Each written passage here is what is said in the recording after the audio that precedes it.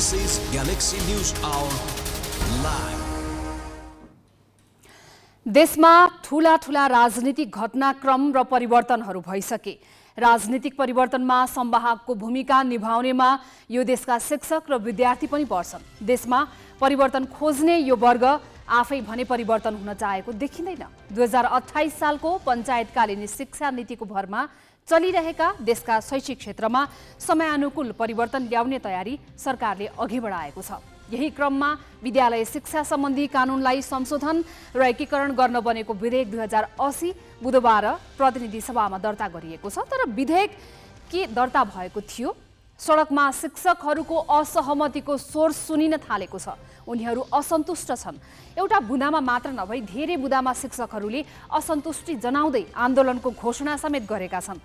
अधिकार दिँदा होच्याएर र अपमान गरेर नदेऊ भन्दै आन्दोलनमा उत्रिएका शिक्षकहरूले आफूहरूलाई दुःख दिने नियतले नभई जिम्मेवारी दिने हिसाबले कानुन बनाउनु पर्ने पनि बताएका छन्। शिक्षकहरूलाई स्थानीय तह अन्तर्गत राखिएकोमा रुष्ट देखिए पनि उनीहरूको खास असन्तुष्टि भने राजनीति गर्न नपाउने प्रावधानमा रहेको भनेर बुझ्न गाह्रो छैन। सरकारको सबैभन्दा ठूलो लगानी अहिले शिक्षामा छ। तर पनि यो देशमा दुई थरी विद्यार्थी उत्पादन भइरहेको भन्दै चर्को गुनासो पनि हुँदै आएको छ। उच्च शिक्षाका नाममा अरबौं रुपियाँ हरेक वर्ष विदेशिन्छ। त्यही शिक्षाले उत्पादन गरिरहेको युवाहरूको ठूलो संख्या सस्तो कामदार बनेर विदेशी श्रम बजारमा बेचिँदा पनि बेचिँदै आएका छन्। यो असमानता पुरिने गरी र व्यवहारिक एवं गुणात्मक शिक्षामा योगदान पुर्याउन सहयोग पुग्ने गरी कानुन बन्न आवश्यक छ। तर विधेयक आउने बित्तिकै सुरु भएको विरोधका पछाडि सफा नियत भने पक्कै छैन भनेर प्रष्ट देखिन्छ। कुनै न कुनै दलको झोला नबोक्ने शिक्षक यो देशमा पाउनै गाह्रो छ। शिक्षकहरूका दलै पिछेका संगठन छन्। कक्षा कोठामा नभेटिने र पार्टीका कुनै कार्यक्रम नछाड्ने शिक्षकहरूलाई अब राजनीति गर्न नपाइने भएपछि भाउन्न भएको छ। यदि सरकारले साँच्चै सार्वजनिक शिक्षामा सुधार चाहेको हो भने जस्तो सुकै दबाव आए पनि यो प्रावधान यथावत राखेर कार्यान्वयनमा लैजान सक्नुपर्छ।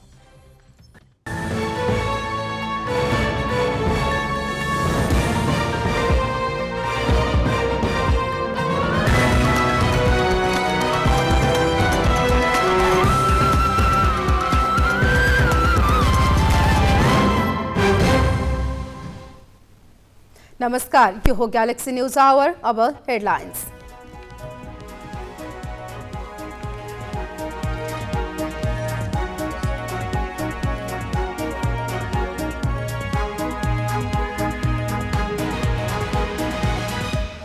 आफ्नो अमेरिका र चीन भ्रमणबारे प्रधानमन्त्री दाहालले सदनलाई गराए जानकारी। दुवै देशको भ्रमण फलदायी रहने विश्वास। सांसद भन्छन् चुच्चे नक्साबारे टुङ्गो लगाऊ। संविधान दिवसमा नयाँ विभूषण वितरणको घोषणा नगरिने, मर्यादित र अव्यवस्थित गर्न कार्यदल गठन गर्ने सरकारको निर्णय।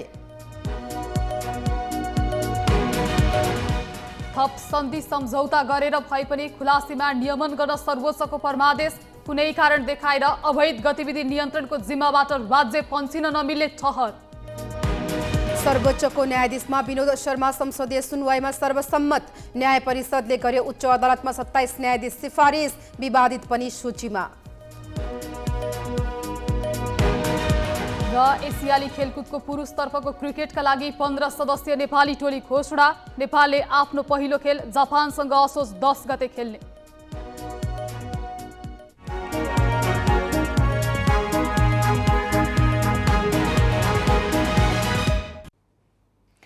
प्रधानमन्त्री पुष्पकमल दाहालले आफ्नो आसन्न अमेरिका र चीन भ्रमणबारे प्रतिनिधि सभालाई जानकारी गराएका छन्। उनले अमेरिका र चीन जानुको कारण र त्यहाँ हुँदा आफूले गर्ने सम्बोधन र भेटघाटको फेहरिस्त पनि सदन सामु प्रस्तुत गरे। प्रतिनिधि सभाको शुक्रबारका लागि बोलाइएको बैठकका लागि खासै एजेन्डा थिएनन्। शहरी विकास मन्त्री नेदरल्यान्ड गएकाले उनको जिम्मेवारी उद्योग मन्त्रीलाई दिइएको प्रधानमन्त्री कार्यालयको पत्र जानकारी गराउने, इलाम 2 बाट निर्वाचित सांसद सुभाष चन्द्र नेमुवाङको निधन भएको जानकारी गराउने र केही नेपाल ऐनलाई संशोधन गर्न बनेको विधेयक दफावार छलफलका लागि समितिमा पठाउने कार्यसूची थियो। सामान्य कार्यसूची रहेको बैठकको शून्य र विशेष समय सभामुखले हटाइदिए। माननीय सदस्यहरू, प्रतिनिधि सभाको आजको बैठकको कारबाही प्रारम्भ हुन्छ। माननीय सदस्यहरू, आजको शून्य र विशेष समयको कार्यक्रम नरहने बेहोरा जानकारी गराउँछु। कार्यसूचीमा खासै छलफलका विषय पनि समावेश नभएको तथा शून्य र विशेष समय पनि हटाएपछि प्रतिनिधि सभाको बैठक प्रधानमन्त्री पुष्पकमल दाहालको सम्बोधनका लागि मात्र आह्वान गरे जस्तो देखिन्थ्यो। प्रतिनिधि सभाको पोडियममा 11:30 मिनट बिताएका दाहालले आफ्नो अमेरिका र चीन भ्रमणको विषयबारे जानकारी गराए। दाहाल अमेरिकाको न्युयोर्कमा हुने संयुक्त राष्ट्रसङ्घको 78औं महासभामा भाग लिन शनिबार त्यसतर्फ प्रस्थान गर्नेछन्। न्युयोर्कमा रहँदा महासभामा भाग लिनुका साथै साइडलाइन वार्ताको पनि निम्ता आएको उनको भनाइ थियो। महासभामा नेपालको शान्ति प्रक्रिया लगायत विषयबारे जानकारी गराउने प्रधानमन्त्री दाहालले सदनलाई जानकारी गराए। 21 सेप्टेम्बर 2023मा महासभालाई नेपालको तर्फबाट मैले सम्बोधन गर्ने गरी कार्यक्रम तय भएको छ। सो अवसरमा नेपालले हासिल गरेका राजनैतिक उपलब्धिहरूबारे अवगत गराउने, शान्ति प्रक्रियालाई तार्किक निष्कर्षमा पुर्याउन नेपालले गरिरहेको प्रयासमा अन्तर्राष्ट्रिय समुदायको सद्भाव खोज्ने, अति कम विकसित मुलुकबाट दिगो र स्थायी रूपमा स्तरोन्नति हुन आइपरेका चुनौतीहरूबारे विश्व समुदायको ध्यानाकर्षण गर्ने, अल्प विकसित देशहरूको समूहको अध्यक्षको हैसियतले यो समूहका सदस्य राष्ट्रहरूले झेल्दै आएका विशिष्ट चुनौतीहरूबारे आवाज उठाउने, जलवायु परिवर्तनबाट नेपाल जस्तो पर्वतीय देशमा परेको गहिरो र दूरगामी प्रभावहरू लगायतका नेपालका लागि चासोका विषय र प्राथमिकताहरूप्रति विश्व समुदायको ध्यानाकर्षण गराउने तयारी रहेको छ। राष्ट्रसङ्घको महासभालाई सम्बोधन गरिसकेपछि प्रधानमन्त्री दाहाल न्युयोर्कबाट सिधै असोज 5 गते चीन जाने कार्यतालिका बनिसकेको छ। प्रधानमन्त्रीको रूपमा तेस्रो पटक चीन जान लागेका दाहालले संसदमा आफ्नो भ्रमण फलदायी हुने आशा समेत देखाए। चिनिया राष्ट्रपतिदेखि समकक्षीसम्मको भेट गर्ने कार्यतालिका तय भएकाले पनि उनले आफ्नो भ्रमणलाई फलदायी बनाउन सक्ने आत्मविश्वास प्रकट गरे। यस भ्रमणले नेपाल चीन बीच विद्यमान द्विपक्षीय सम्बन्ध थप प्रगाढ हुनेछ भन्ने मैले विश्वास लिएको छु। यस भ्रमणलाई नेपाल र नेपाली जनताको हित एवं नेपाल चीन सम्बन्धलाई मजबुत तुल्याउन सदुपयोग गर्ने मेरो प्रयास रहने कुरा म यस सम्मानित सदनलाई अवगत गराउन चाहन्छु। हाङजाउमा नै चिनिया राष्ट्रपति महामहिम सी जिनपिङसँग भेटघाटको कार्यक्रम रहेको छ। सोही दिन म 19औं एसियन गेमको समुद्घाटन समारोहमा पनि सहभागी हुनेछु। त्यस्तै 25 सेप्टेम्बरमा बेइजिङमा समकक्षी महामहिम ली छियाङसँग मेरो औपचारिक भेटघाट र द्विपक्षीय वार्ताको कार्यक्रम रहेको छ। संसदको पोडियममा उभिएर दाहालले विदेश भ्रमणको विषय मात्र सुनाएनन्, मुलुकभित्रको समसामयिक विषयबारे पनि जानकारी गराए। उनले अवैध सुन तस्करीको सम्बन्धमा सिआइबीले अनुसन्धान टुङ्ग्याई प्रतिवेदन बुझाइसकेकाले सहमति अनुसार नै उच्च स्तरीय छानबिन आयोग गठन प्रक्रिया अघि बढेको जानकारी गराए। यति मात्र नभई दाहालले काङ्ग्रेस सहमहामन्त्री महेन्द्र यादवमाथि खुकुरी प्रहार भएको विषयलाई सरकारले गम्भीर रूपमा लिएको पनि बताए। बासु खड्का, ग्यालेक्सी फोके, काठमाडौँ। संसदमा प्रधानमन्त्री पुष्पकमल दाहालले आफ्नो आसन्न अमेरिका र चीन भ्रमणका विषयमा जानकारी त दिए, तर सदनमा सांसदहरूले भने बोल्न पाएनन्। तर प्रधानमन्त्रीको भ्रमणका लागि के सुझाव दिन चाहनुहुन्छ भनेर प्रतिनिधि सभाको बैठकबाट बाहिरिँदै गरेका विभिन्न दलका सांसदहरूलाई सञ्चारकर्मीले प्रश्न सोधेका छन्। केही सांसदहरूको जवाफ यस्तो छ। अगाडि हामीले भनेका छौँ, सुच्चे नक्साको कुरा नटुङ्ग्याई चीन भ्रमण नगए हुन्छ। हाम्रो देशको राष्ट्रियतालाई पनि हामीले ख्याल पुर्याउँदै अरू छिमेकी मित्र राष्ट्र र अन्तर्राष्ट्रिय सम्बन्धहरूलाई पनि हामीले चाहिँ सन्तुलित सम्बन्धमा राख्ने हिसाबले चिनिया पक्षसँग यसपालिको भ्रमणको बेलामा महत्त्वपूर्ण चाहिँ विषयहरूमा छलफल हुनेछ, महत्त्वपूर्ण विषयहरूमा प्रस्तावित हुनेछ र खास गरी व्यापारको क्षेत्रमा, खास गरी दुई देशका बिचका पारस्परिक साझेदारी विषयहरूको क्षेत्रमा एजेन्डा धेरै आएको छ हैन। सडकहरूदेखि रेलमार्गदेखि ट्रान्समिसन लाइनसम्मको कुरा छ। त्यसैले धेरै एजेन्डा अगाडि सार्नु भन्नु 8-9वटा मुख्य एजेन्डाहरू र बिआरआईमा जे हामीले सहमति गरेका छौँ, बिआरआईलाई हामीले अगाडि बढाउनुपर्छ। BRI बुझेरै नेपालले सही गरेको। त्यसैले BRI-लाई अगाडि बढाउने कुरा एउटा छ भने सँगसँगै थप सहयोगका क्षेत्रहरू पनि खोल्नुपर्छ र त्यसमा मेरो जोड के थियो भन्दाखेरि हाम्रो बजार बिजुलीको बजार भारत मात्र एकलौटी हुँदा भारतले त्यसमा अलिकति हामीलाई दबावमा राख्ने परिस्थिति बन्न सक्छ। उसले भनेको भाउमा बेच्नुपर्ने अवस्था आउन सक्छ। त्यसो हुँदाखेरि बिजुलीको बजार हामीले तिब्बततिर चीनतिर पनि खोज्नुपर्छ। त्यसैले ट्रान्समिसन लाइनको कुरा जुन चलेको छ त्यो ट्रान्समिसन लाइन चाहिँ नेपालका विभिन्न भागबाट चीनतिर कहाँ कहाँ जोड्न सकिन्छ त्यो सम्भावना खोज्नुपर्छ। हामीले संसदबाट पारित गऱ्यौँ र चुचे नक्सा हाम्रो हो भनेर नेपालको भूमि हो भन्यौँ, तर जुन देशमा दिनुपर्ने हो, विदेशीहरूलाई दिनुपर्ने हो, संयुक्त राष्ट्रसङ्घलाई दिनुपर्ने हो, भारतमा पुर्याउनु पर्ने हो, चीनमा कूटनीतिक रूपबाट पुर्याएर यो हाम्रो भूमि हो भन्नुपर्ने हो, त्यो गर्नुभएको रहेनछ। परराष्ट्र मन्त्रीलाई पनि हामीले आग्रह गरेका छौँ र प्रधानमन्त्रीले पनि कूटनीतिक रूपमा यो हाम्रो भूमिको बारेमा भारतसँग पनि चीनसँग पनि कूटनीतिक रूपमा संवाद गरेर नेपालको भूमिको बारेमा स्पष्ट कुरा गर्नुहुनेछ।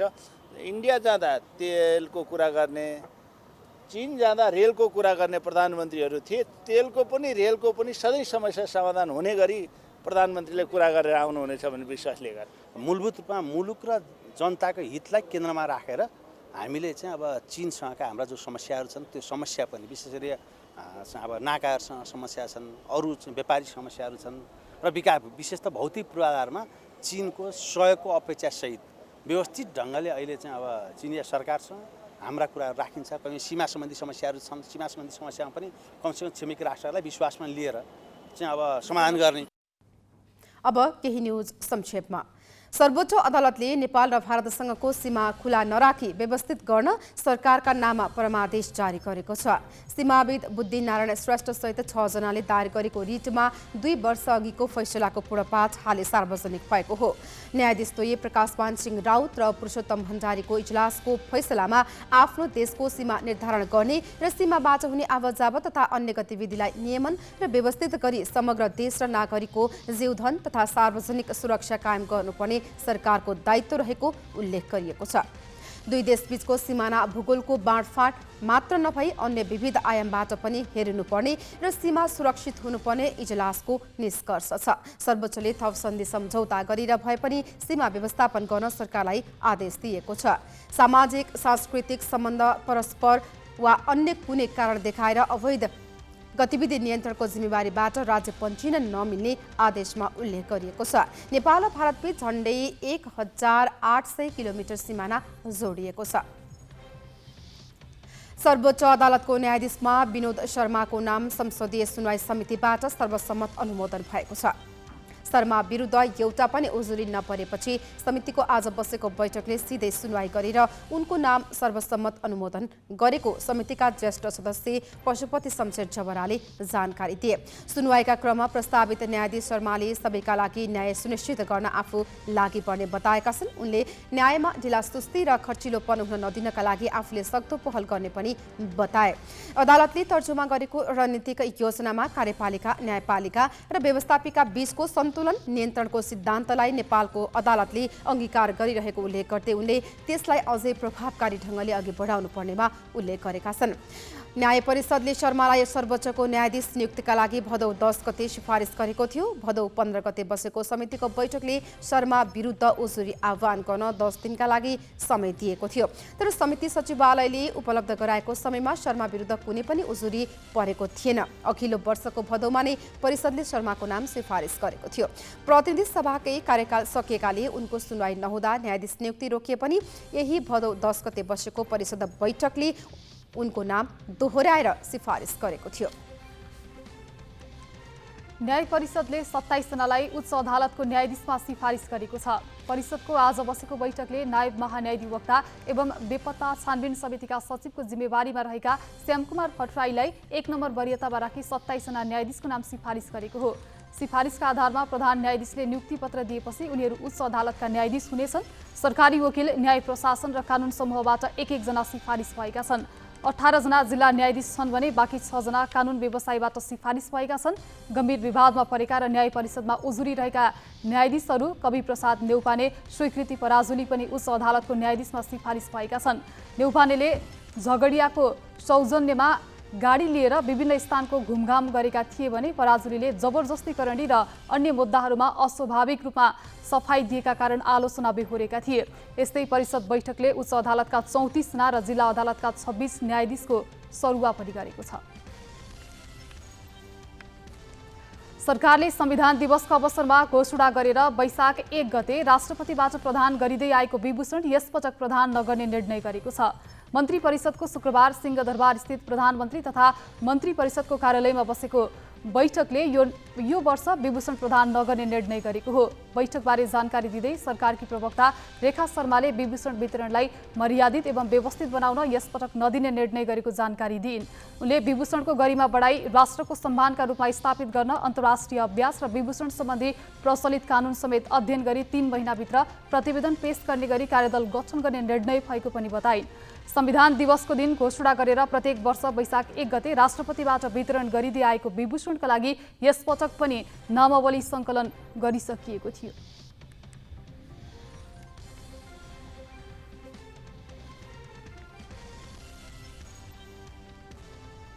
बाँकी प्रसङ्ग नवराज पाण्डेबाट।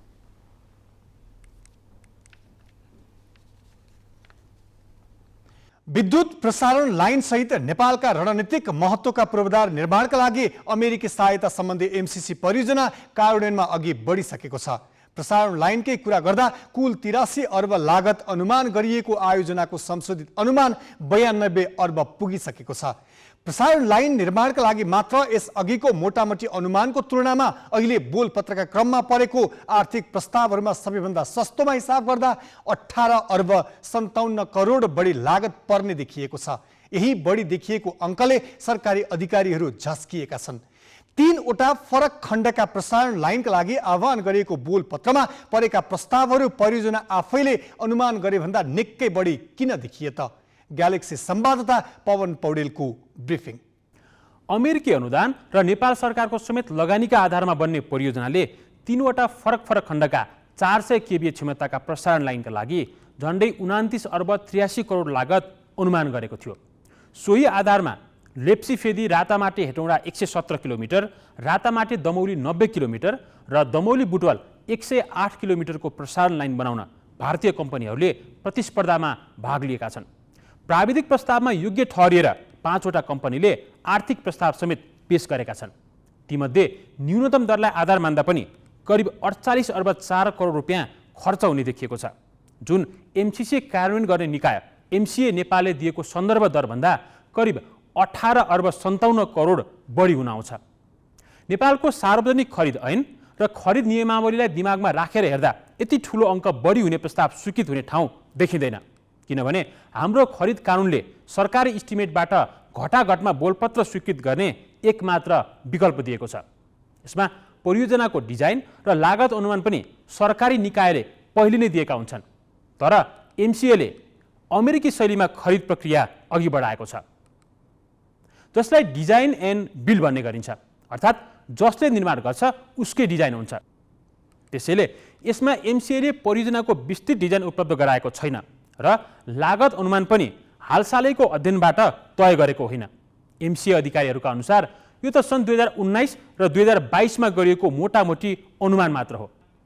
यो अनुमान वास्तविक लागत नभई प्रस्तावक कम्पनीहरूको सहजता र सन्दर्भका लागि मात्र उपलब्ध गराइएको हो। विस्तृत डिजाइन र लागत अनुमान प्रस्तावक कम्पनीहरूले नै आफै गर्छन्, जुन प्राय सन्दर्भ दरभन्दा बढी नै हुने गर्छ। यस परियोजना अन्तर्गत 315 किलोमिटर प्रसारण लाइनमा 856वटा टावर निर्माण गर्नुपर्नेछ। यी टावर नेपाल विद्युत प्राधिकरणले निर्माण गर्ने भन्दा उच्च गुणस्तरका हुनुपर्ने गरी मापदण्ड तोकिएका छन्। वजनकै कुरा गर्दा पनि प्राधिकरणका टावर हालसम्म अधिकतम 40 देखि 50 मेट्रिक टनका छन् भने एमसीएले 60 देखि 70 टन हुने गरी तोकेको छ। त्यसैले यो आफैमा महँगो परियोजना हुने देखिएको अधिकारीहरूको दाबी छ। प्राविधिकहरूका अनुसार प्राधिकरणले हाल प्रति किलोमिटर प्रसारण लाइनका लागि $10 लाख को मापदण्ड बनाएको छ भने एमसीएमा हाल निर्माण कम्पनीले प्रस्ताव गरेको न्यूनतम दर नै $11.5 लाख छ। तर एमसीएले प्रति किलोमिटर मोटामोटी लागत $7 लाख पर्ने हिसाब निकालेको थियो, जुन सन्दर्भ दरभन्दा 2/3 भन्दा पनि बढी हुन आउँछ।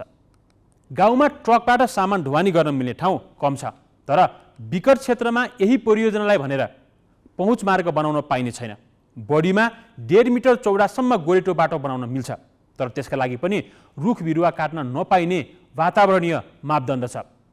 यसले गर्दा धेरै ठाउँमा सामान बोकेरै वा हेलिकप्टरबाट ओसार्नु पर्नेछ। साथै जहाँ पुग्यो त्यहीँको ढुङ्गा र रोडा पनि प्रयोग गर्न नपाइने, स्वीकृत र गुणस्तर प्रमाणित भएको सामग्री मात्र प्रयोग गर्न भनिएको छ। कामदार बस्ने शिविरको समेत गुणस्तर तोकिएको छ र त्यसको बेला बेला जाँच गर्नुपर्छ। बोलपत्र सम्बन्धी कागजात अनुसार टावरका हकमा एमसिएले तोके भन्दा 1 इन्च पनि ठाउँ फरक पार्न मिल्दैन, उचाइ घटाउन पाइँदैन। अनि यस ठेक्काको मुख्य र अर्को कडा शर्त के छ भने कुनै पनि वाहनामा कबुलेको रकममा पछि गएर भेरिएसन थप्न मिल्दैन।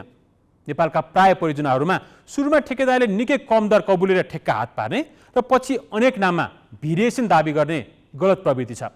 8 अर्बको ठेक्का लिएर 24 अर्ब पुर्याउँदासम्म पनि परियोजनाहरूले पूर्णता नपाएका उदाहरण हाम्रै विद्युत प्राधिकरणसँग छन्। तर एमसिएमा अपनाएको बोलपत्रको ढाँचाले तोकिएको समय र कबुलेको लागत बढाउन मिल्दैन। ठेक्का लिइसकेपछि पनि सम्पूर्ण दायित्व ठेकेदारकै हुन्छ। गत भदौ 29 गते परियोजनाले पदाधिकारी, सञ्चालक अनि प्रस्तावक ठेकेदारको रोहबरमा खोलेको बोलपत्रमा 3वटै प्रसारण लाइनमा एमसिएले दिएको सन्दर्भ दरभन्दा निकै बढी रकम कबुलेको पाइएपछि अर्थमन्त्री प्रकाश शरण महतले यो प्रक्रिया रद्द गरेर पुनः बोलपत्रमा जानुपर्ने सम्म भनेको कुरा बाहिर आएको छ। तर यसलाई एमसिसीका अधिकारीहरूले बोलपत्रको अमेरिकी अवधारणा डिजाइन एन्ड बिलका बारेमा नबुझेर गरेको टिप्पणीका रूपमा लिएका छन्। बरु लागत अनुमान र बोलपत्र आह्वानको प्रक्रिया दोहोर्याउने हो भने अर्को 1 वर्षभन्दा बढी समय त्यसमै खेर जानेछ र परियोजनाको लागत झनै बढ्नेछ अनि समयमा सकिन्छ भन्ने ग्यारेन्टी पनि छैन। अहिलेकै प्रक्रियामा सामेल भएका कम्पनीहरूबाटै योग्यतम छानेर उससँग पनि वार्ताद्वारा रकम घटाउन सकिने ठाउँ हेर्नुपर्ने कतिपय पूर्वाधार विज्ञको सुझाव छ। छानिन सक्ने कम्पनीसँग विस्तृतमा रेट एनालाइसिस अर्थात् दरभाव विश्लेषण गरेर वार्तामा बस्न सकिन्छ। यसै पनि तीव्र भू राजनीतिक दाउपेच र विवाद चलेको एमसिसी परियोजना निश्चित समयभित्र सक्नुपर्ने शर्त नेपालले स्वीकार गरेको छ।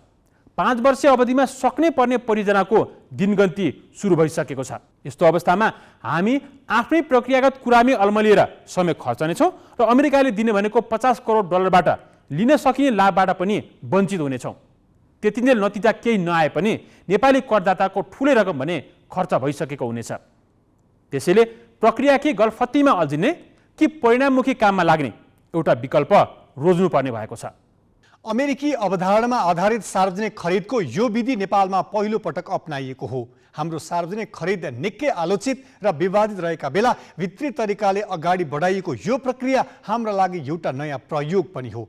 हेरौँ प्रयोगको नतिजा के आउँछ र बहस कहाँ पुगेर टुङ्गिन्छ। अब केही न्युज संक्षेपमा। आज 59औं राष्ट्रिय बाल दिवस विद्यालयहरूमा विभिन्न कार्यक्रम गरेर मनाइएको छ। नेपाली संयुक्त राष्ट्रसङ्घको बाल अधिकार महासन्धिलाई 2047 साल भदौ 29 गते अनुमोदन गरेको दिन पारेर बाल दिवस मनाउने गरिएको हो। यो पटकको बाल दिवसको मूल नारा बाल बालिकामा लगानी सुनिश्चित भविष्यको थालनी तय गरिएको छ। नेपालको संविधान र कानूनले बाल अधिकारलाई मौलिक हकको रूपमा व्याख्या गरेको छ। संविधानको धारा 39 ले प्रत्येक बाल बालिकालाई परिवार तथा राज्यबाट शिक्षा, स्वास्थ्य, पालन पोषण, उचित स्याहार सहित सर्वाङ्गीण विकासको हक सुनिश्चित गरेको छ। यसैबीच बाल दिवस 2080 का अवसरमा शुभकामना दिँदै प्रधानमन्त्री पुष्पकमल दाहालले बाल मैत्री वातावरणमा बाल बालिकाको अधिकार तथा हक हितको संरक्षण, सम्वर्धन, सम्मान, सम्वर्धन र परिपूर्ति गर्न सरकार प्रतिबद्ध रहेको बताएका छन्।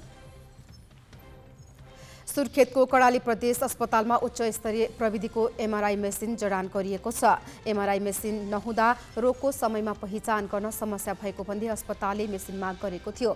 स्वास्थ्य तथा जनसङ्ख्या मन्त्रालयको सहयोगमा 29 करोड 71 लाख लागतमा मेसिन खरिद गरिएको हो। मेसिनबाट दिनहुँ 40 जनाको परीक्षण गराउन सकिने अस्पतालले जनाएको छ।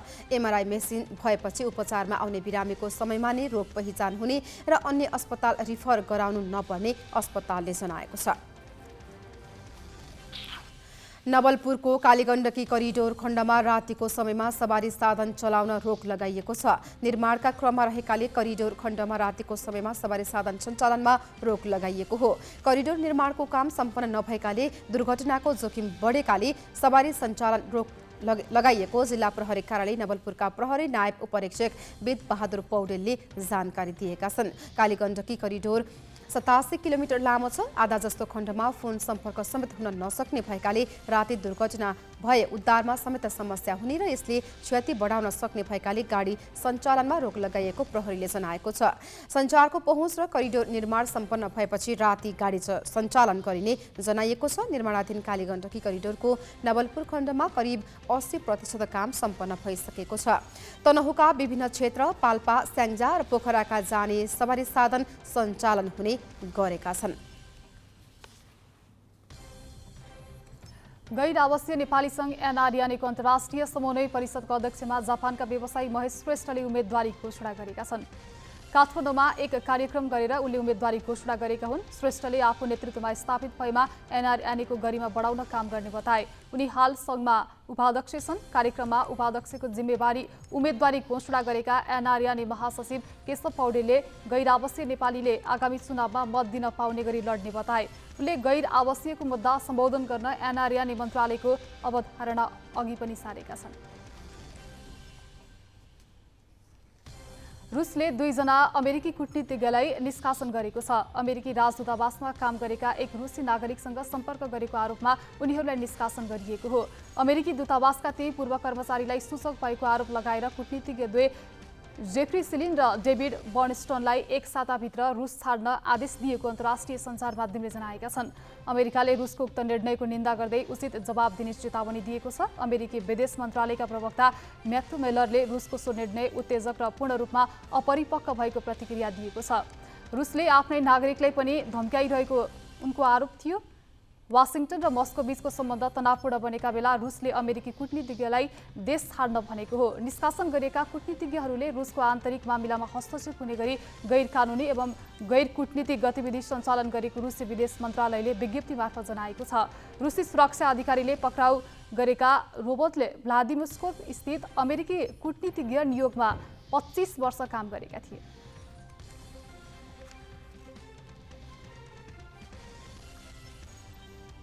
लिबियाको पूर्वी सहर डेर्नामा आएको बाढीमा परि ज्यान गुमाउनेको संख्या 11,000 नागेको छ। डेनियल नामक आदि पश्चात आएको बाढीका कारण 11,300 जनाको ज्यान गएको लिबियाली रेडक्रसका अधिकारीलाई उद्धृत गर्दै अन्तर्राष्ट्रिय सञ्चार माध्यमले जनाएका छन्। 10,000 बढी मानिस अझै सम्पर्कविहीन रहेको समाचारमा उल्लेख गरिएको छ। बाढीका कारण 50,000 भन्दा धेरै मानिस विस्थापित भएका छन्। गत आइतबार आँधीसँगै आएको भीषण वर्षाले 2वटा नदीका बाँध भत्केपछि लिबियाको पूर्वी सहर डेर्ना बस्ती नै बगाएको थियो। ज्यान गुमाउनेको संख्या 20,000 पुग्ने अनुमान गरिएको छ। बाढी प्रभावित सो क्षेत्रमा करिब 90,000 जनसङ्ख्याको बसोबास रहेको छ।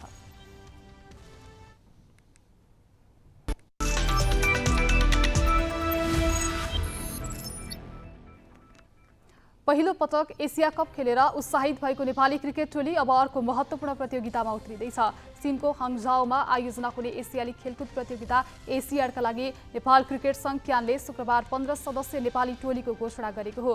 नियमित कप्तान रोहित पौडेलको नेतृत्वमा घोषित टोलीमा आसिफ शेख, करुण केसी, कुशल मल्ल, गुलसन झा र प्रतीश जीसी छन्। यस्तै टोलीका अन्य खेलाडीहरूमा सन्दीप लामिछाने, सुम्पाल कामी, कुशल भुटेल, सन्दीप जोरा, विनोद भण्डारी, दिपेन्द्र सिंह ऐरी, ललित राजवंशी, विवेक कुमार यादव, अविनाश बोहरा रहेका छन्। आगामी असोज 6 देखि 21 गतिसम्म आयोजना हुने 19औं एसियाली खेलकुदको क्रिकेटमा नेपालले आफ्नो पहिलो खेल जापानसँग असोज 10 गते खेल्नेछ। यस्तै दोस्रो खेल असोज 14 गते कम्बोडियासँग खेल्नेछ।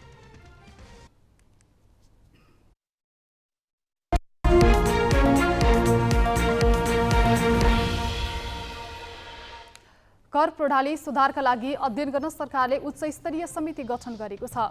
शुक्रबार बसेको मन्त्री परिषद बैठकले पूर्व मन्त्री विद्याधर मल्लिकको संयोजकत्वमा समिति गठन गरेको। आगामी माघसम्म प्रतिवेदन बुझाउने गरी एक उच्च स्तरीय समिति गठन गरिएको हो। चालु आर्थिक वर्षको बजेटमा सरकारले यस्तो घोषणा गरेको थियो। मल्लिक पूर्व अर्थ सचिव पनि हुन्। विद्यमान कर प्रणालीबारे अध्ययन गरी सुधारको सुझाव दिन उच्च स्तरीय समिति गठन गर्ने उल्लेख थियो। समितिले दिएको सुझावलाई आधार मानेर आगामी आर्थिक वर्षको बजेट निर्माण गरिने सरकारको भनाइ छ। बाँकी प्रसङ्ग स्मृति मल्लबाट। कोरोना संक्रमणका कारण बन्द भएको दार्चुलाको तिङ्कर नाका खुलाउन सरकारले पहल नगरेको भन्दै व्यापारीहरूले गुनासो गरेका छन्। चीनबाट सामान ल्याएर भारत तथा दार्चुलाका विभिन्न ठाउँमा व्यापार हुँदै आएकोमा 4 वर्षदेखि ठप्प छ। नाका खुलाउन चासो नदिँदा व्यापार घाटामा गएको व्यापारीहरूले गुनासो गरेका छन्।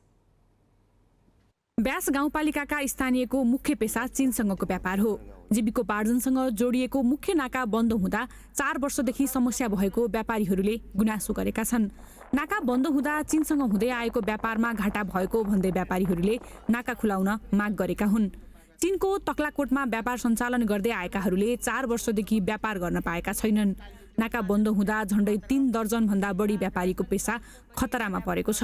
सरकारले गृह मन्त्रालय मार्फत नाका सञ्चालन गर्न जिल्ला प्रशासन कार्यालय दार्चुलालाई पत्राचार गरे पनि नाका सञ्चालनमा आउन सकेको छैन। नाका बन्द हुँदा सीमावर्ती बजार तक्लाकोटमा गोदाम गरिएको सामान बिग्रिएर नष्ट हुँदा व्यापार घाटा भएको स्थानीय व्यापारीको गुनासो छ। विगत 3-4 वर्षदेखि तक्लाकोट नाका खुलेको छैन।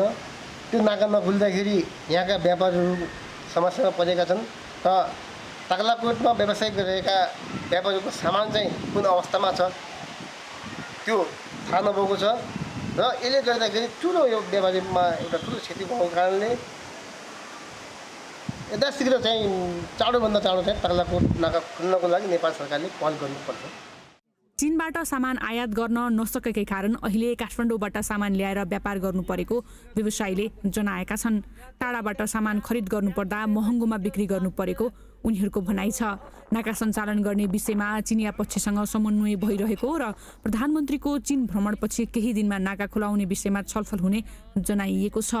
यो सिजनल नाका भन्छ यसलाई। हाम्रा यद्यपि केही नाकाहरू अहिले चाइनिजसँगको पुनः सुचारू भएका छन् भने सिजनल नाका अझै पनि लिगली खुलिन सकेको अवस्था हो।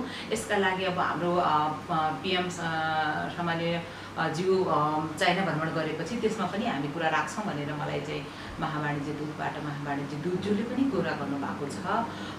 यस अगाडि नै पनि हुनसक्छ भने हामी प्रयत्नरत रहेका छौँ र यो नाका सुचारू गर्नका लागि हाम्रो संवादको चाहिँ जारी छ, सम्पर्क भइसकेको अवस्था छ। चीनसँग सीमा जोडिएका नेपालका अरू नाकाहरू सञ्चालनमा आए पनि दार्चुलाको तिङ्कर नाका सञ्चालनमा ल्याउन पहल नभएको स्थानीयले गुनासो गरेका छन्। दार्चुलाबाट राजेन्द्र सिंह धामीको रिपोर्ट।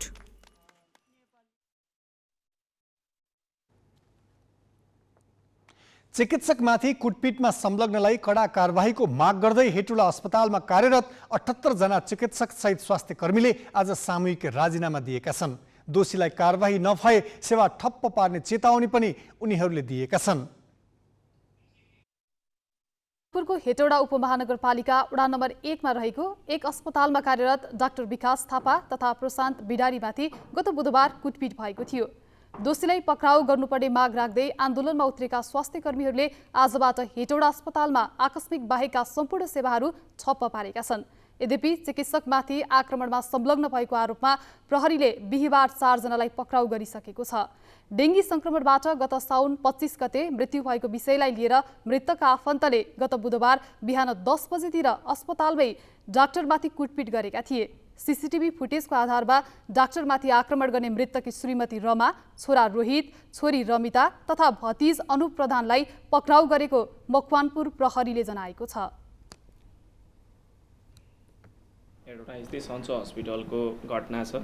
सो घटनामा अहिले हामीले अनुसन्धानको लागि 4 जना मान्छेलाई नियन्त्रणमा लिएर जिल्ला प्रहरी कार्यालय मकवानपुरमा राखेको छौँ, जसमा रमा प्रधान हुनुहुन्छ। उहाँ चाहिँ जो मृतक हुनु पहिले सन्चो हस्पिटलमा उपचार गर्न आउने क्रममा अनि त्यहाँबाट फेरि चितवन मेडिकल कलेजमा रिफर भइसके पछाडि चितवन मेडिकल कलेजमा जसको मृत्यु भयो भनेर भन्छ राजेश प्रधानज्यूको मृत्यु भएको छ साउनको 25 गते। सोही विषयलाई लिएर हिजो उहाँ आउनुभएको छ र यो पक्राउ पर्नु रमा प्रधान भनेको राजेश प्रधानको श्रीमती हुनुहुन्छ। अनि रमिता प्रधान भनेको राजेश प्रधान जुन मृतक हुनुहुन्छ उहाँको छोरी। उहाँहरूलाई हेटौडा 12 निजी निवासबाट अघि आज समातेको छौँ भने यसै गरी रोहित प्रधान मृतकको छोरा प्लस अनि अनुप प्रधान भनेको भतिज 2 जनालाई चाहिँ आज हेटौडा 10 स्थितबाट प्रहरीले नियन्त्रणमा लिएको छ। गत साउन 22 गते मृतक राजेश प्रधानलाई उपचारका लागि सन्चो अस्पतालमा ल्याइएकोमा डेङ्गीका साथै निमोनियाको लक्षण देखिएपछि थप उपचारको लागि भरतपुर रेफर गरिएकोमा साउन 26 गते उनको मृत्यु भएको थियो। हेटौडा 12 का 41 वर्षीय राजेश प्रधानको उपचारमा लापरवाही भएको भन्दै उनका आफन्त सहितको केही युवाको समूहले बुधबार 2 जना डाक्टरलाई अस्पतालभित्रै प्रवेश गरेर कुटपिट गरेका थिए। अस्पतालले भने डाक्टरले कमी कमजोरी नगरेको, यदि कमी कमजोरी गरेकै भए कानुनी उपचार खोज्नुपर्नेमा अस्पताल परिसरभित्रै डाक्टरमाथिको आक्रमण निन्दनीय भएको बताएको छ। यसका लागि सामूहिक रूपमै कानुनी बाटो खोजिने सन्चो अस्पतालले जनाएको छ।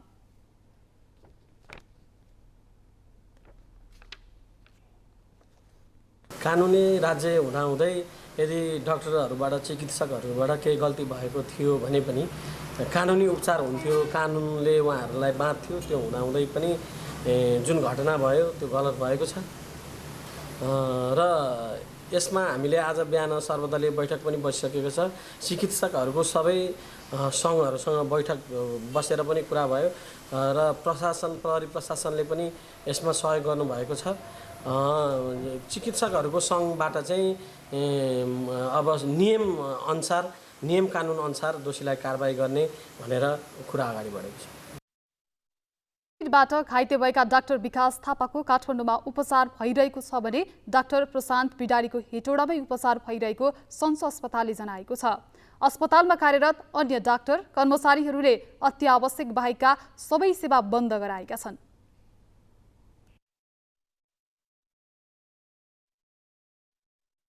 यसैबीच राष्ट्रिय स्वतन्त्र पार्टीकी सांसद तोसीमा कार्कीले चिकित्सकमाथि कुटपिटमा संलग्नलाई कड़ा कारबाहीको माग गरेकी छन्। यसरी जब स्वास्थ्य कर्मीहरू जो बिरामीको उपचारमा दिनरात नभनी भोक तिर्खा नभनी 24 घण्टा खटिनु भएको छ, उहाँहरूलाई यसरी बिना प्रमाण बिना अनुसन्धान यसरी चाहिँ भनौँ न साङ्गीतिक हमलाहरू हुन्छ भने सुरक्षित वातावरण उहाँहरूले महसुस गर्न सक्नुहुन्न। जबसम्म सुरक्षित वातावरणमा उपचार गराउन पाइँदैन, उपचार गर्न सक्दैनन्, गर्न पाउँदैनन् चिकित्सकहरूले, तबसम्म बिरामीहरूको उपचारको गुणस्तर र सही उपचार पाउनुहुन्छ भन्ने छैन नि त। किनभने डराएको व्यक्तिले डराएको मन मस्तिष्कले उपचार गर्न सक्दैन, कामिरहेको हातले अपरेसन गर्न सक्दैन। उपचारमा बाधा पुर्याउने जो कोहीलाई पनि सजायको व्यवस्था गरिएको छ, दफा 15 ले त्यो सजायको व्यवस्था गरेको छ। त्यो बमोजिम चाहिँ कारबाही हुन पर्यो। के हुन्छ भने हरेक पटक यस्ता घटनाहरू घट्छ, चिकित्सकहरू स्वास्थ्यकर्मीहरू धर्नामा जानुहुन्छ, त्यसपछि यो विषयले ध्यानाकर्षण एउटा विषय चाहिँ हाइलाइटमा आउँछ, त्यसपछि कारबाहीमा पर्नुहुन्छ र 5 दिन जस्तो एउटा सार्वजनिक सुनाइ जस्तो भयो, त्यसपछि उहाँहरू छुट्नुहुन्छ हैन, सार्वजनिक मुद्दा चलाएर छुट्नुहुन्छ। त्यो हुनु हुँदैन। सरकारले प्रतिनिधि सभामा दर्ता गराएको विद्यालय शिक्षा सम्बन्धी कानुनलाई संशोधन र एकीकरण गर्न बनेको विधेयक 2080 शिक्षकको हक हितमा नभएको भन्दै शिक्षकहरू आन्दोलनमा उत्रिएका छन्। आन्दोलन स्वरूप शुक्रबार शिक्षकहरूले माइती घरमा विधेयकको मस्यौदा नै जलाए। शिक्षकहरूको अधिकार कुण्ठित गर्ने गरी विधेयक आएको भन्दै नेपाल शिक्षक महासंघले सडक आन्दोलनको घोषणा गरेको छ। असोज 3 गतेदेखि विद्यालय बन्द गर्ने सम्मका आन्दोलनका कार्यक्रम सार्वजनिक भएका छन्। आन्दोलनको कारण र स्वरूपबारे नेपाल शिक्षक महासंघ राष्ट्रिय समितिका अध्यक्ष कमल तुलाधरको प्रतिक्रिया। आन्दोलन नेपाल शिक्षक महासंघको काठमाडौँ केन्द्रित आन्दोलनको घोषणा गरेका छौँ। असोज 3 बाट हामी विद्यालय ठप्पै हुने गरिकन यो सरकारले त्यस्तै चाह्यो, हाम्रा मागहरू सम्बोधन गरेन, नगरिकन चाहिँ विधेयक प्रस्तुत भएको छ। केही आंशिकमा मात्रै चाहिँ राम्रा चिजहरू लिएर धेरै संशोधन हुनुपर्ने विषयवस्तुहरू बाँकी राखिकन यो सरकार आइसकेपछि हामी बाध्य भएर यो सडक आन्दोलनमा जाँदैछौँ। अब हाम्रो आन्दोलन मलाई लाग्छ सदनमा त्यो निर्णयार्थ प्रस्तुत भइरहँदाखेरि हामी चाहिँ मान्य ज्यूहरूबाट पनि हामी लान्छौँ, सदनबाट पनि लान्छौँ आन्दोलन, सडकबाट पनि लान्छौँ। र यो आन्दोलन जबसम्म हाम्रा ती मागहरू सम्बोधन हुँदैन, हाम्रा ती चिजहरू संशोधन भएर आउँदैन, ऐन बन्दैन, त्यो बेलासम्म हामी चाहिँ आन्दोलनलाई विश्राम गर्दैनौँ र यो आन्दोलन अब अगाडि बढ्यो। हाम्रो अहिलेको संशोधनको सवालमा भनेको चाहिँ यो लोकतन्त्र आएको देश, गणतन्त्रको देश हैन, संविधानले दिएको चाहिँ धारा 34 ले धारा 34 को 3 ले दिएको जुन अधिकार ट्रेड युनियन अधिकार त्यसमाथि अङ्कुश लाउँदैछ। पञ्चायत कालको भन्दा पनि अझ निरङ्कुश ढङ्गले चाहिँ पेसागत हक अधिकारहरू पेसागत सङ्घ सङ्गठनहरू खोल्नबाट सभा भेला जुलुस विरोध त्यस्ता खालका कुराहरूसम्म हामीले गर्न नपाउने ढङ्गले चाहिँ यो ऐन प्रस्तुत भइसकेको छ। यो प्रतिगामी छ। त्यो त्यस्ता बुँदाहरू डिलिट हुनुपर्छ, त्यो चाहिँ संशोधन हुनुपर्छ भनेका छौँ। यसै गरिकन अहिले स्थानीय तहहरूको ज्यादती अत्यधिक बढेर गइराखेको छ। सबै स्थानीय तहलाई चाहिँ म भन्दिनँ, तर धेरै जसो स्थानीय तहहरूले चाहिँ आफ्ना नियमहरू चाहिँ नियमावलीहरू बनाएर शिक्षकहरूलाई नै तह लाउँदाखेरि ठिक हुन्छ भन्ने हिसाबले आग्रह र पुरा गरेर नराम्रो पढाएर पनि होइन, भोट कसैलाई नदिएको कारणले त्यस्ता चिजहरूबाट आस्थामा चाहिँ आग्रह र पूर्वाग्रह गरेकै कारणहरूबाट शिक्षकहरू प्रताडित भएका छन्। त्यसले गर्दाखेरि त्यो बर्खास्तीका अधिकारहरू, ग्रेड रोक्काका अधिकारहरू, बढुवा रोक्काका अधिकारहरू त्यस्तो चाहिँ त्यहाँ चाहिँ स्थानीय तहलाई दियो। सङ्घले हाम्रो तलब भत्ता चाहिँ सेवा सुविधाहरू सुनिश्चित गरेको छ। अनि दरबन्दी मिलान गर्ने बेलामा तलब पालिकालाई सोझै दियो। एउटा पालिकाले अर्को पालिकामा सोझै चाहिँ सरुवा गर्ने एउटा प्रावधानहरू दिएका छन्। त्यस्ता चिजहरूमा चाहिँ संशोधन हुनुपर्छ भनेका हौँ हामीले। त्यो अहिले जस्तो आवधिक बढुवाको सवाल, पेन्सन वञ्चित शिक्षकहरूको चाहिँ हामीलाई एउटा पेन्सन पाउने शिक्षक, एउटा पेन्सन वञ्चित शिक्षक बनाएर चाहिँ 2 भागमा चाहिँ विभाजित गर्न खोजेको छ यो सरकारले। हामीले के भनेको छौँ भन्दा यो ऐन प्रारम्भ नभएको भइ नसकेको अवस्थासम्म जति पनि शिक्षक साथीहरू नियुक्ति हुनुभएको छ सबैले पुरानै पेन्सन प्रणाली अनुसार पेन्सन पाउनुपर्छ हामीले भनेका छौँ।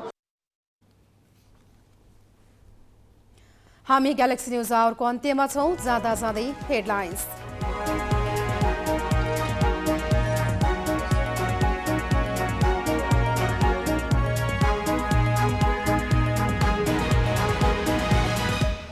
आफ्नो अमेरिका र चीन भ्रमणबारे प्रधानमन्त्री दाहालले सदनलाई गराए जानकारी। दुवै देशको भ्रमण फलदायी रहने विश्वास। सांसद भन्छन् चुच्चे नक्साबारे टुङ्गो लगाऊ। संविधान दिवसमा नयाँ विभूषण वितरणको घोषणा नगरिने, मर्यादित र व्यवस्थित गर्न कार्यदल गठन गर्ने सरकारको निर्णय। थप सन्धि सम्झौता गरेर भए पनि खुलासीमा नियमन गर्न सर्वोच्चको परमादेश। कुनै कारण देखाएर अवैध गतिविधि नियन्त्रणको जिम्माबाट राज्य पन्चिन नमिल्ने ठहर। सर्वोच्चको न्यायाधीशमा विनोद शर्मा संसदीय सुनवाईमा सर्वसम्मत। न्याय परिषदले गर्यो उच्च अदालतमा 27 न्यायाधीश सिफारिस, विवादित पनि सूचीमा। र एसियाली खेलकुदको पुरुषतर्फको क्रिकेटका लागि 15 सदस्यीय नेपाली टोली घोषणा। नेपालले आफ्नो पहिलो खेल जापानसँग असोज 10 गते खेल्ने।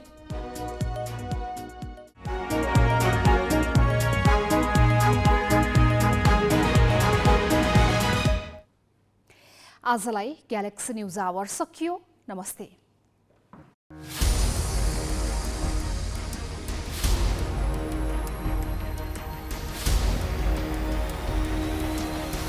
This is Galaxy News Hour Live.